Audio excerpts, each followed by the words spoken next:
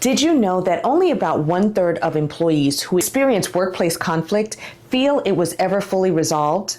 For nonprofits and faith-based organizations, that's more than an HR issue. That's a mission issue. Because when conflict goes unresolved, trust begins to erode. Communication begins to break down. Alignment begins to weaken, and eventually the vision becomes fractured. And before you know it, the fracture can no longer be hidden. It begins to show up in the culture, the leadership, the team, and ultimately the mission.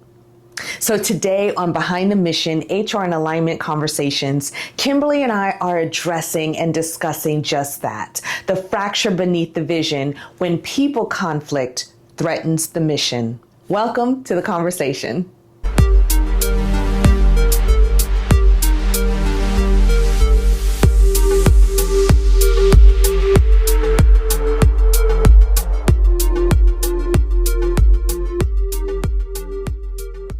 A really important conversation to have. As the vision structural advisor within an ecosystem, you've probably noticed this pattern throughout mission-driven organizations, specifically nonprofits and faith-based organizations when it comes to people conflict. So did you select this niche area, or did this niche area select you? Probably a combination of both. I really enjoy helping people. And I really enjoy listening to people because I find that you learn so much by listening to them. And certainly over 2 decades of HR leadership, I've learned that the presenting issue is rarely the whole story, right? Before I act on something, I like to listen. I like to ask questions. I like to make space for every voice to be heard. Not due to indecision, but really because I find that the most durable resolutions are built on complete information and not assumptions. And I think because of that, I kind of went into that niche, and that niche found me as well. You had mentioned a lot of key things around listening and being people-centric. Do you feel that that's missing in the workplace right now? Well, yes, to a certain extent. I think that, mission-driven organizations are especially vulnerable because of the culture of grace and compassion that makes these organizations so beautiful. Sometimes that makes it harder for them to address and confront issues that need to be resolved. So certainly it's one of those areas that it takes a little bit more time and listening. Over the years, I've supported organizations of all different sizes, whether it's, organizations with one leader or with too many leaders to count, frankly. and organizations from like 3 people to over 60,000 people. So I think through it all, the organizations that have struggled the most are not really those organizations that are having operational issues. They're really struggling because of something interpersonal that has gone unaddressed. So and we talk about this a lot because this is one of the areas, the investigation, the audit compliance, these are all issues that are constantly being brought to our table. So you mentioned impact, and I started out with saying that 1/3 of employees who experience workplace conflict felt it was ever fully resolved. Why do you think that many people are walking away thinking that, what, I raised the concern, I followed the right protocol, I, spoke to HR, I spoke to leadership. Why is it that so many people still feel that their concern was never really resolved? I think that happens for a number of different reasons. And I think that part of the reason is, has it been communicated to them, or rather what has been communicated to them?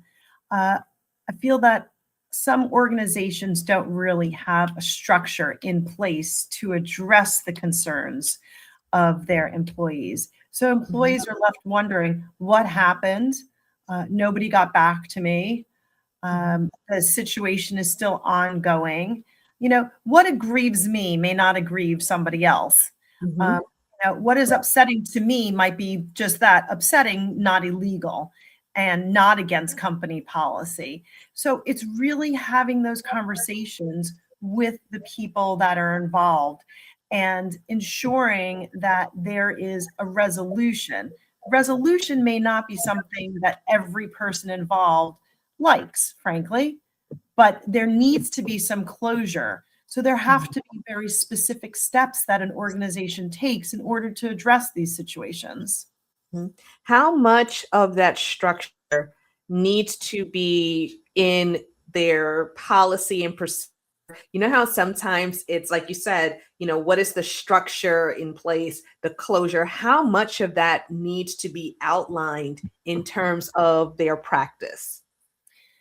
Well, it's really funny because a lot of times this is what you call a structural drain, right?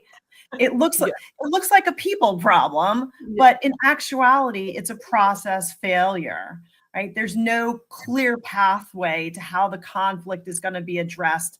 So it looks like it's just ongoing and it never ends and it's just continuously on somebody's calendar to take care of and do something.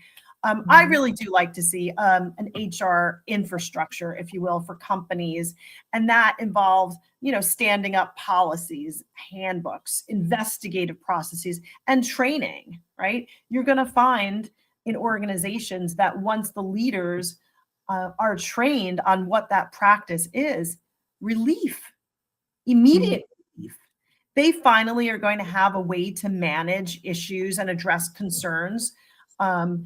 These are not just problems for them to resolve. There should be a process, there should be a structure. And once they have that process and structure, they're going to find that things can move a lot smoother. They don't want to Mhm. spend 60 or 70% of their time navigating one difficult relationship or continuing on one unresolved issue. That's Mhm. really stolen time from strategies and programs and the operation itself. Exactly. You said something earlier that is so on point when you talked about compassion, and I term it as compromising compassion, especially when it with faith-based leaders. How do they address conflict without compromising that compassion? In the work that I've done, I see that leaders are avoiding conflict, usually for a few reasons. They're protecting some kind of relationship, they're protecting their own comfort, or genuinely, they just don't know what to do, right? And so, More of that. more of that. I mean, they're all understandable, but none of them are really sustainable rationales, right? And I've certainly seen, faith leaders, executive directors, and even CEOs protect a long tenured employee or a beloved colleague past the point of where the protection was basically harming everyone else. Mhm. That instinct was compassionate, right? But the impact of that is not compassion. Mhm. So I really try to help leaders understand that avoiding conflict is a decision itself, and it has consequences that are real, just as the conflict itself is real. So I think that we have to let our leaders understand that the answer is that the structure is the compassionate piece here. That's how Mhm. you derive compassion, is having a structure that people can understand, that doesn't leave people guessing, that allows them to know what is it that I need to do? What are the next steps? What's going to happen? Not Mhm. something that gets, made up along the way, but something that's there, that's tangible, that they can understand. And at the end of the day, they can say, oh, yes, this was done and I was treated Mhm. fairly. Yes. Before we continue, if you're navigating organizational challenges, leadership concerns, workplace complaints, or simply wondering whether your current structure can support your vision, we've made space for the conversation. Schedule a leadership conversation today to learn more. Yes. And I'm so glad that you said that because I was very specific in asking the question about faith-based leaders.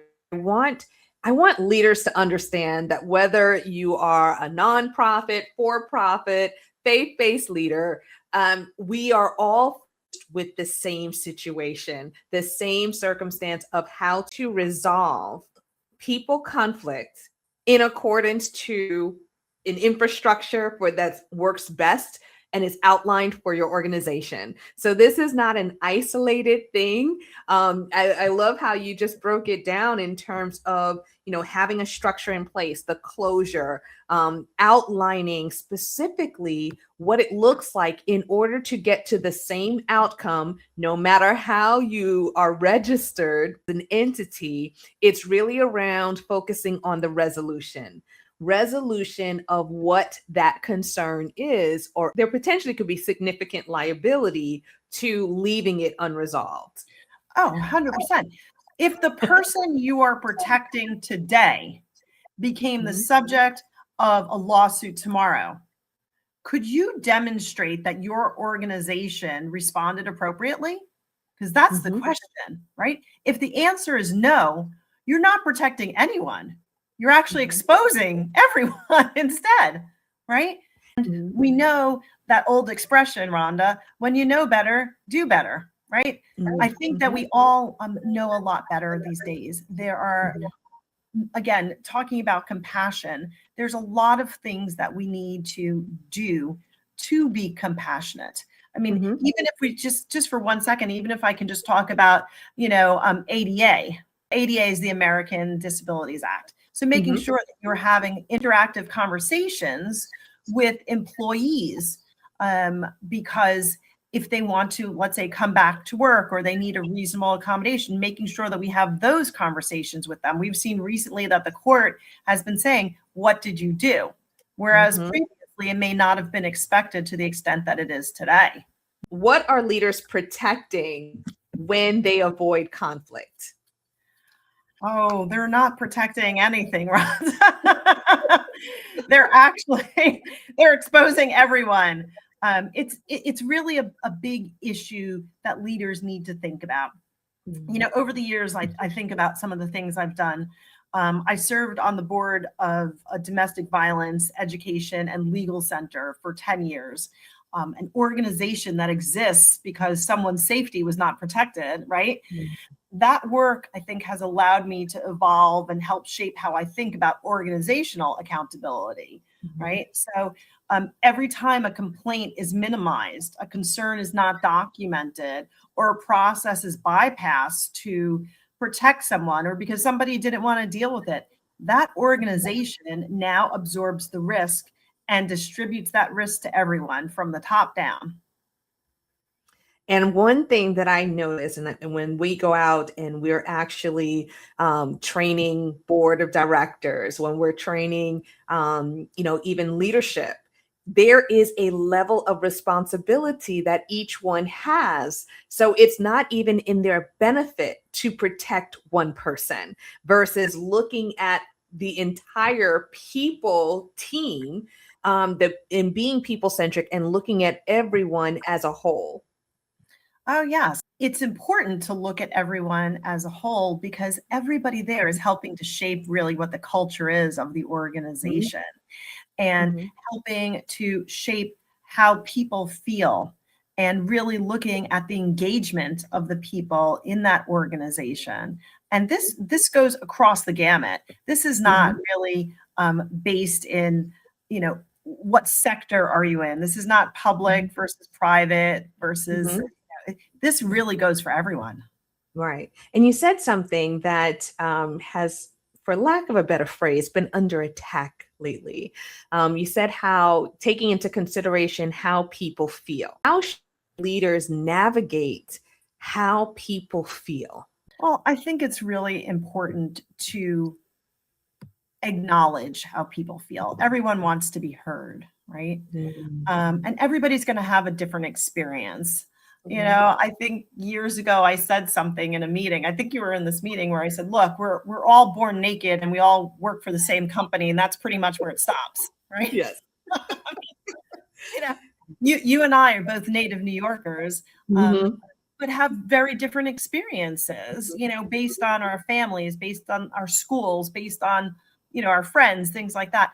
But it's really important to take people as we find them, right? So we need to acknowledge that just because we have some similarities doesn't mean that everybody is going to be similar. People Yes. want to be heard.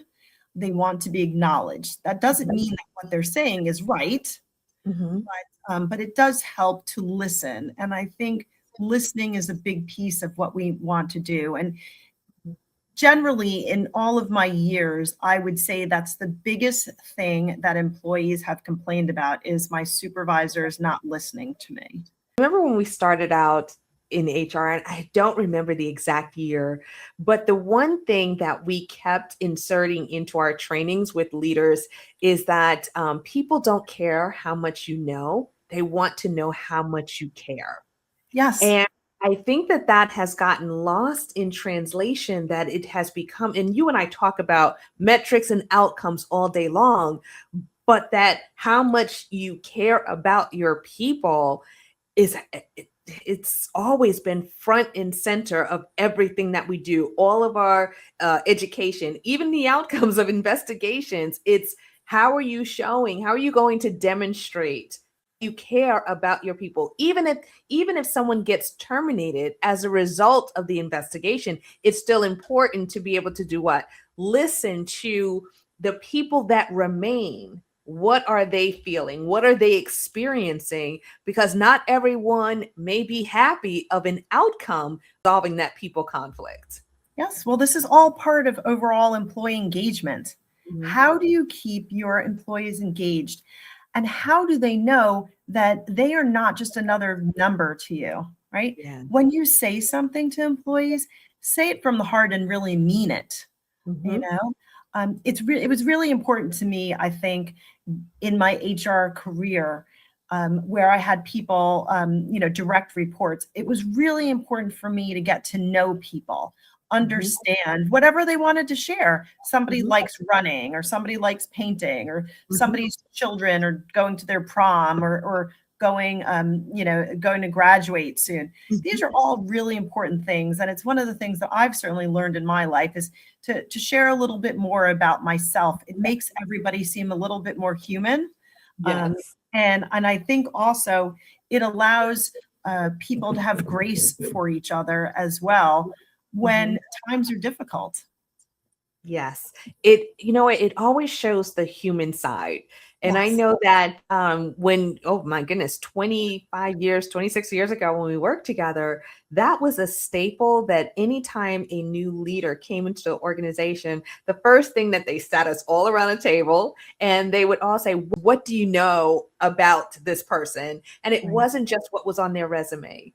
And I know that I adapted that into every space that I went thereafter. It becomes playful. It becomes an opportunity to not know Rhonda and her resume and her experience that she brings to the table, but know Rhonda as an individual. I felt that that has really helped in my team getting to know me and me getting to know them, because I would flip it and do the same thing with them. What do I know about you, going beyond the resume, going beyond the work, going beyond the job description, and understanding who is that individual. Exactly. Knowing what that person brings to the table from a work perspective is really great, right? That's Mhm. important, obviously. But then Mhm. also that extra piece is what is going on behind that work facade, if you will. I wanted to kind of pick your brain a little bit on this one. So, many organizations, they automatically sometimes think that they have a people problem when it's actually a structure problem. How can leaders be able to know the difference between if they have a people problem or a structural problem? Well, I really think that comes down to having, again, those conversations, right? Because the reason why you probably have that issue going on is because of the people, right? And probably because there isn't a structure. But really listening, asking those important questions, you know, I know that people always say, oh, she asked so many questions, and I do. And it's really so that I can get a good understanding Mhm. of not just what the leader thinks, but other people as well. Because I can guarantee you what the leader think they said, what the leader thinks the message is, that Mhm. has not translated in the same way to the Mhm. rest of the employees. So I think it's really a matter of listening to see where the message got lost and then creating a structure to make sure that the true mission gets out and that there's a structure that is set up to ensure everybody understands what that is. Mhm. When is the best time to take a look at the structure versus looking at it from a people problem? When is the best time? I think initially when you're going in to have the conversations, I think it'll create its own avenue of Mhm. entry, usually right away is what I find. I don't Mhm. want to say that going in, everything goes in and everything gets changed because that's just not how I work. It's not how we work. Right. Um, but I think once it becomes evident that that Mhm. is something that has been affected, it's really important to address that. Mhm. One of the things that I've found over the years is that um, when there are these conflicts, you need to make sure that the nature of the conflict is not due to poor communication. Mhm. And I think a lot of times that has to do with it as well. And that's why I think it's important to have these conversations initially and then move next towards structure. That's just the way that I like to, process these. Mhm. Totally agree. If you're able to, as a leadership team, just agree that I'm going to address situations as they come up versus, taking the approach of hoping and praying that it's going to go away because it never does. And one of the things that we always say, the best time to prepare for a difficult situation is before you're in one. Yes. As a team, we have a structure in place, number one. And is everyone in alignment with what is in place? Because I have found that certain leaders will think, oh, I know it's in place. But now when you go down two layers, supervisors, new managers, they have no idea what Yeah. it is. Deer in headlights, deer in headlights. I mean, look, good people in poorly structured organizations will always produce conflict. Always. Again, structure is not the enemy to the culture. It is really what Mhm. protects it. And that's why it's so important. And again, having those core values and laying them out, discussing Mhm. the processes, laying them out, having a handbook, right? Mhm. Um, Not just making things up as we go along. That is what leads to conflict. That is what makes people feel uncomfortable and like they're getting the short end of the stick and that nobody is listening to them Mhm. and they're not important. And that leads to the disengagement of employees. And that's Mhm. when you start experiencing, retention issues. And what I always recommend against is not taking an isolated incident and then saying we need to update the handbook. Right. Now you have all these addendums off of isolated incidents instead of looking at it holistically. Is this impacting the culture where we need to address it, or is it just having conversations so people are aware what's not acceptable? Exactly right. What you said is so on point because look, human resources is not black and white. I know people would like to think, oh, we have policies, we have procedures, we have a handbook, it's all written down. No. Mhm. I mean, there's always going to be some situation that comes up, a first time Mhm. scenario that has not been addressed, that no addendum or policy had really considered, especially in these ever changing times that we have now. Mhm. So it's really important to put as much structure as possible behind it, but then just be prepared to address how we look at certain situations based on the values of the organization. But again, those values must be there in the first place. I love that. And oftentimes you find that there are less and less conversations about values.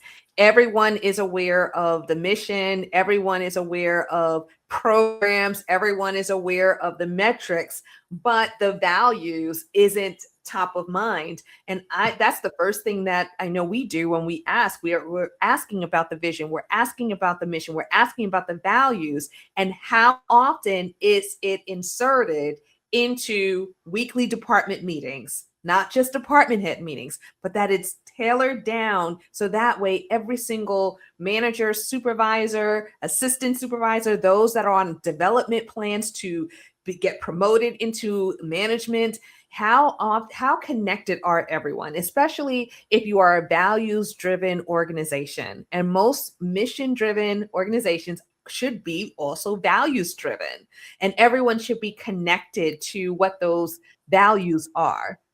Right. Well, the mission for most organizations might just be requiring you to have a conversation that, you know, you've been postponing for a long time, right? Document something that you've been hoping is going to resolve itself, or build a process before you need it in a crisis, because that's the worst time to have to address something, is during a season of crisis. Yes. And you've mentioned so many key points, but this is one I will definitely point out, is one of the major pain points for any HR leader is the fact that things aren't being documented. You know, oftentimes it's just, you know, and I have this on my desk, you know, I don't know if you can see it, but did you document it? Right. That's Yeah. And I ended up getting that. And because sometimes I'm just like, you know, I should get a t-shirt, or just did you document it? Right. And it's surprising that it becomes where everyone will laugh about it.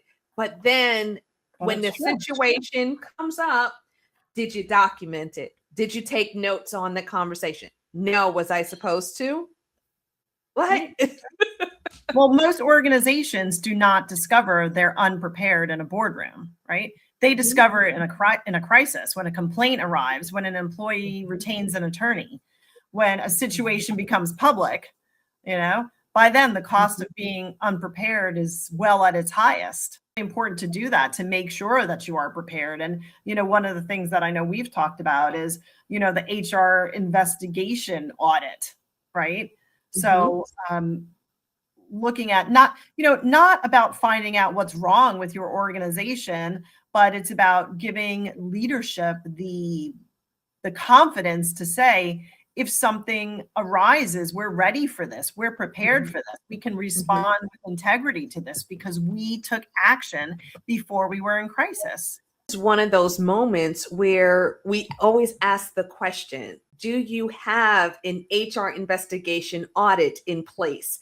So that way you're able to document complaints, their reporting procedures, the documentation practices, like we just talked about it. Did you document it?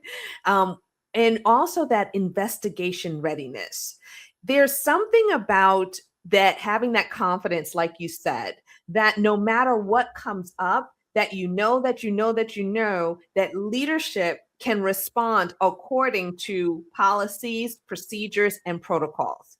You have a confidence in understanding and knowing that every level of management is aligned with the policy, and it reduces actually that risk exposure. So you're not having to lose sleep at night every time that you hear that a complaint has been lodged. You don't have to worry about, you know, and I think about all the times that I've spoken to leaders that reach out to us when they've gotten to that point. How many hours of sleep have they lost because none of these items are in place? Well, you know, I always say it's been a good day when I can put my head down at night and feel good about what I've achieved through the day.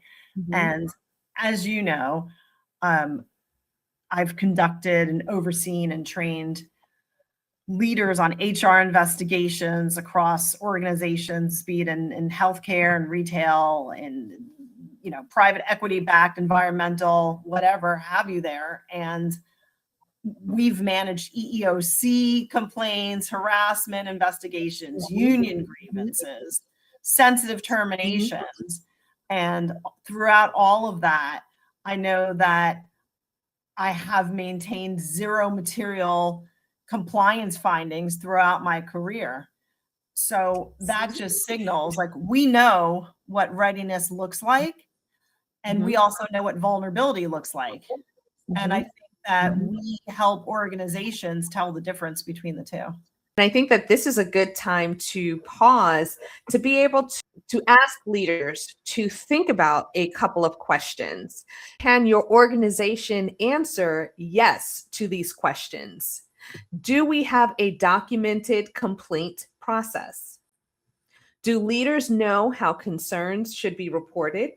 Do we have a process for conducting internal investigations? Do we know when outside support should be brought in? We document findings consistently.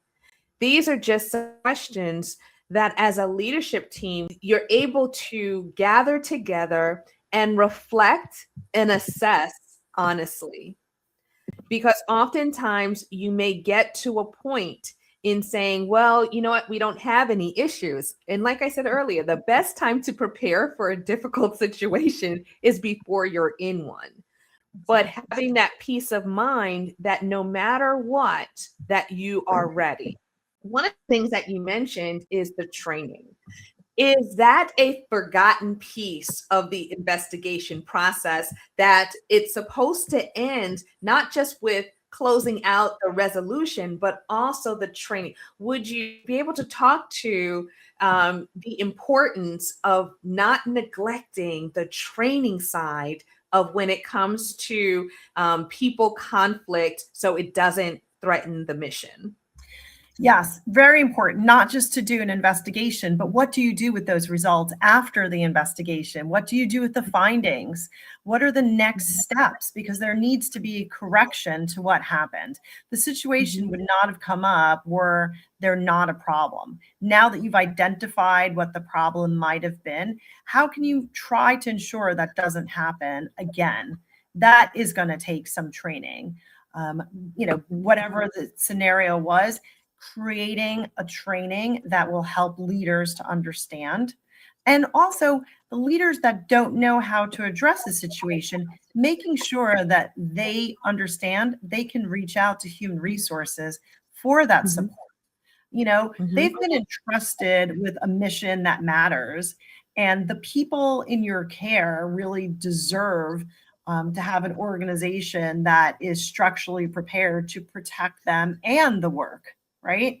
And that preparation starts with, as we talked about, having that honest conversation and making sure that everybody is well prepared. And part of that preparation is training. Thank you.